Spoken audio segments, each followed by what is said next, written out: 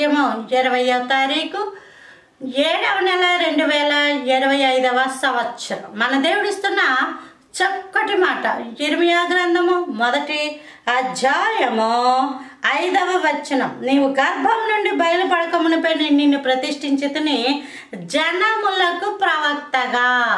ఇది అందరికీ వచ్చే వాగ్దానం కాదు, అందరి పట్ల దేవుని యొక్క చిత్తం కాదు. అబ్రహాముకి సైతం అంటాడు దేవుడు, నీ వలన జనములు కలుగును అంటాడు. రెబెకా గర్భంతో ఉన్నప్పుడు దేవుడిని దగ్గరికి వెళ్ళి ప్రార్థిస్తే దేవుడు అంటాడు 2 జనపదములు నీ గర్భంలో ఉన్నాయన్నాడు. వాళ్ళే ఇశ్రాయేలు, ఏసావుని ఏదోము అన్నారు. ఏదోము అనే దేశం అంతా అతందే. ఇశ్రాయేల్ అనే దేశం అంతా ఒక వ్యక్తి నుంచి వచ్చింది. ఇలాగ జన్మలు వస్తాయి అని చెప్తాడు దేవుడు.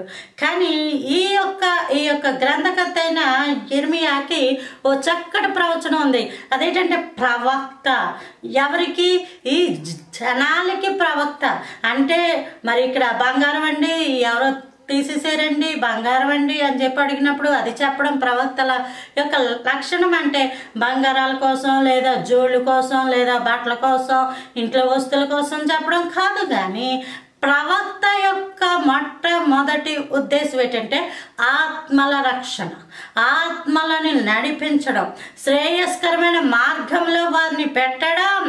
ఇంట్లో వస్తువులు లేకపోతే చెప్పడం, లేకపోతే ఏదో కాదు. అవన్నీ కూడా సొంత లాభ అపేక్ష జనములు. కాబట్టి జనాంగాన్ని ఎలాగ నడిపించాలి, జనాంగాన్ని ఎలాగ నిలబెట్టాలి, జనాంగంను ప్రభు వైపు ఎలా త్రిప్పాలి అన్న పనులు చేసేవాడే ప్రవక్త. ప్రవక్త దేవుడి దగ్గర ప్రార్థిస్తాడు, దేవుడు చెప్పిన మాటను పట్టుకొచ్చి ప్రజలకు చెప్పుతూ ఉంటుంటాడు. చాలా ప్రాముఖ్యమైన అంశం. చాలామంది మీలో ప్రవక్తలు ఉంటారు, దేవుడు ఇస్తాడు ఆ బిరుదు. కానీ ఆ ప్రవక్త అనే కేటగిరీని దేనికి ఉపయోగిస్తాడు అంటే సొంత లాభ అపేక్షకి నువ్వు దాన్ని ఉపయోగించినప్పుడు ప్రవక్త యొక్క అభిషేకం ఆ పేరుకి నువ్వు అది సరిగ్గా న్యాయం చెయ్యలేదని అర్థం. సరిగా న్యాయము చెయ్యలేదని అర్థం. నీ వల్ల జనములు రక్షించబడాల్సి ఉంది, నీ వల్ల కుటుంబాలు రక్షించబడాల్సి ఉంది, నీ వల్ల అనేక మంది ప్రభు వైపు త్రిప్పబడాల్సి ఉంది. కానీ ధనాపేక్ష అన్నది వచ్చి ఇదిగో నేను నీ గురించి ప్రవచనం చెప్తాను అని చెప్పి అది ధనానికి ఉపయోగించేసి 2 కలిపేసి ఏటో దేవుడి నామానికి అవమానకరంగా జీవించేస్తున్న వాళ్ళు చాలామంది ఉంటారు. అది దేవుడి యొక్క చిత్తం కాదు. కానీ ఆకాశ పక్షులను పోషించిన దేవుడు తన బిడ్డలకు ఆహారం పెట్టగల సమర్థుడు. దేవుడే హెచ్చిస్తాడు తగిన కాలం.